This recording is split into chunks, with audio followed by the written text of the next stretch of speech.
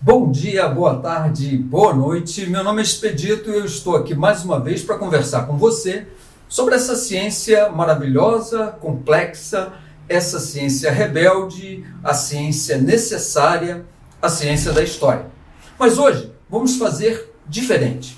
No mês de abril de 2020, eu gravei 6 vídeos, pequenos vídeos, sobre acontecimentos de abril.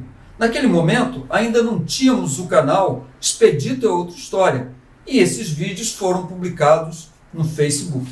Para efeito de registro, vamos reunir esses vídeos em 2 pacotes. Pacote de abril 1, pacote de abril 2. No pacote de abril 1, os vídeos A Viagem de Darwin, Positivismo e Zoângel. E no pacote de abril 2, Direta Já, A Rádio Chegou ao Brasil e Reis do Beijo. São pequenos vídeos que tentam, de forma objetiva, clara, atrair a sua atenção para essa ciência importante para entender quem nós somos, que é a ciência da história. Desafio você a assistir, curtir e se inscrever no canal. Nas próximas 2 semanas vamos publicar esse pacote de abril 1 e pacote de abril 2. Vamos lá? Desafio você a assistir e desafio você a se apaixonar por essa ciência da história, sempre viajando pelos infinitos caminhos do tempo. Vamos lá?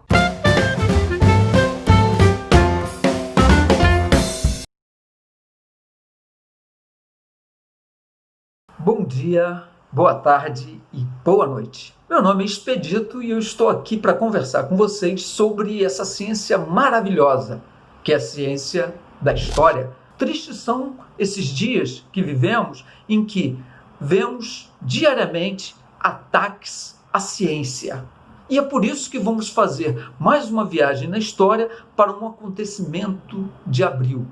Em 3 de abril de 1832, aportou no Rio de Janeiro, e ficou aqui por 4 meses, realizando pesquisas e coletando espécies, nada mais, nada menos do que o grande naturalista Charles Darwin. Charles Darwin, autor da Teoria da Evolução, que foi escrita no livro Origem das Espécies, um livro de 1859. 1832, estava no Brasil. 1859, o livro. Charles Darwin esteve por terras brasileiras e ficou perplexo, não só com a variedade de espécies, mas revoltado com o sistema escravagista, com a escravidão que tinha no Brasil. Inclusive, ele viu de perto atrocidades causadas pela escravidão, como afogamento de escravos ilegais para evitar custos de retorno à África, porque nesse período já vigorava o Tratado de 1830, que impedia o tráfico negreiro. E isso deixou o nosso naturalista muito perplexo, o que fez ele escrever: eu agradeço a Deus, jamais visitarei novamente um país escravocrata.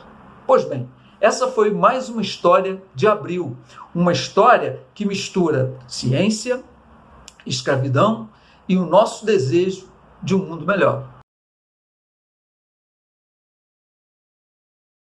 Hoje vivemos dias de ebulição política, dias de polarização em que o verde e amarelo ganhou uma conotação toda especial. Mas o positivismo, movimento que ganhou força no Brasil no final do Império e início da República, também era verde e amarelo. As ideias do francês Auguste Comte se espalharam pelo Brasil, no fim do Império, como eu já disse, principalmente no Rio de Janeiro e no Rio Grande do Sul, e provocou mudanças enormes. A proclamação da República, por exemplo, foi uma das principais campanhas positivistas. Além do mais, os positivistas eram defensores do fim da escravidão e da proteção aos índios. É só lembrar a ação do Marechal Rondon no trato com os índios brasileiros na Primeira República.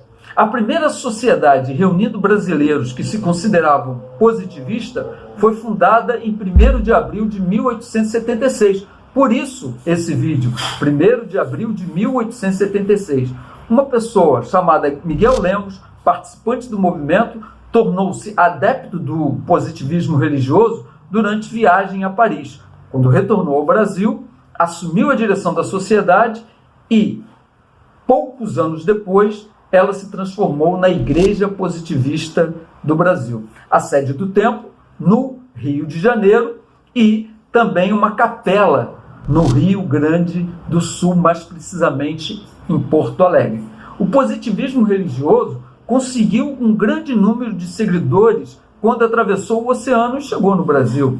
Influenciou muito mais aqui do que em terras francesas. Por isso que eu digo, a história é a ciência dos homens do tempo e ela consegue desvelar para cada um de nós o que nós somos, ou o que pretendemos ser, ou o que fazemos para mudar o que somos.